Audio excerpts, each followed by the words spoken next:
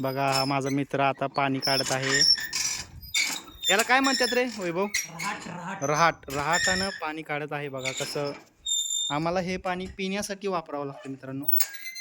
आमच्या इकडं आमचा हा सगळा डोंगर भाग आहे आणि आता या उन्हाळ्यामध्ये तर पाण्याची खूप टंचाई होते. अशी मित्रमंडळी आमची पाणी घेण्यासाठी येतात या विहिरीवरती. हे बघा.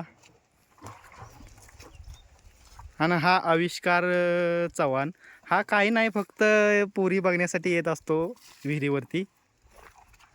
हे बघा मित्रांनो, आता या रहाटावरती अशी रस्सी बांधून इथून पाणी खेचून वर काढणार. बघा हे एक मित्र.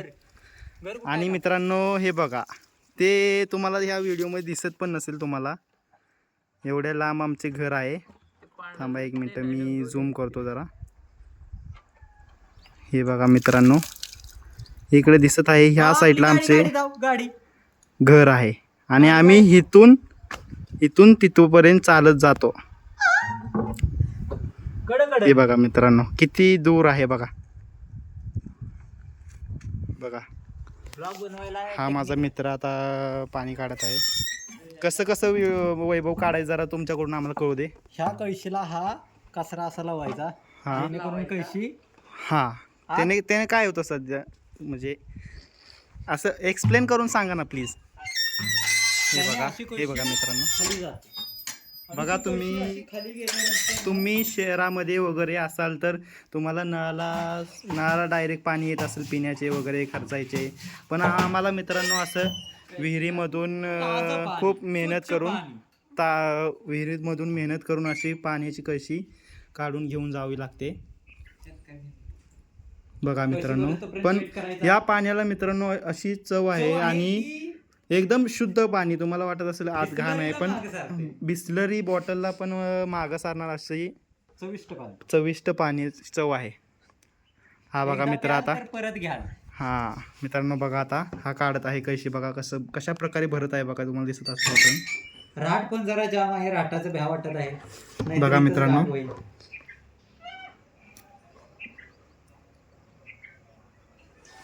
चालती गेली तरी हा मित्रांनो जरी हा उन्हाळा आला ना तरी या विहिरीमधले पाणी आटत नाही. म्हणजे 3 गाव पाणी पितात. 3 गाव या विहिरीमधून 3 गाव पाणी पेते. म्हणजे विचार करा तुम्ही, आपल्याला घरी बसून नळाला स्पेशल पाणी येते शहरामध्ये, पण इथं किती मेहनत करावी लागते थोड्याशा पाण्यासाठी. बघा मित्रांनो, आता ही कळशी प्लॅस्टिकची असल्यामुळे बुडत नाही मित्रांनो. ही कळशी प्लॅस्टिकची असल्यामुळे बुडायला त्याला वेळ लागतो जरा. बघा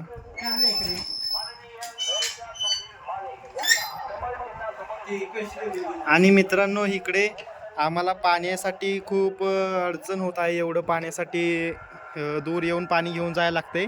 आणि इकडे मंडळी प्रचार सुरू आहे.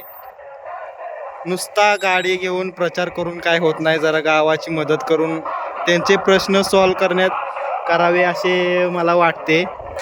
तेव्हा कुठे माणसं आपल्याला मत करतील. हे बघा मित्रांनो, हे प्रचार करणारी माणसं आलेले आहेत, बघत असाल तुम्ही. आणि मित्रांनो बघा इकडे आपले अशा प्रकारे आपली कळशी वर येत आहे, पाणी भरलेलं आहे.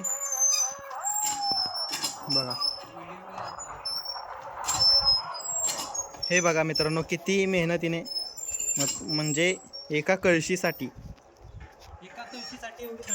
किती धडपड आहे मित्रांनो, विचार करा तुम्हीच.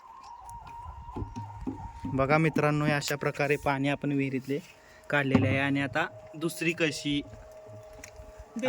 आपण पाणी काढण्यासाठी. बघा मित्रांनो, बघा मित्रांनो अशा प्रकारे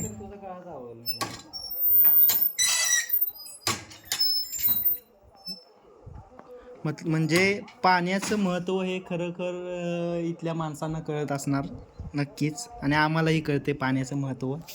पाणी शिवाय जीवन नाही. किती म्हणजे किती. आता आपण आयफोन मध्ये व्हिडिओ काढला असता, पण आयफोनला इन्शुरन्स नाही आहे, तर त्यामुळे काय आयफोन मध्ये आपण व्हिडिओ काढू शकत नाही.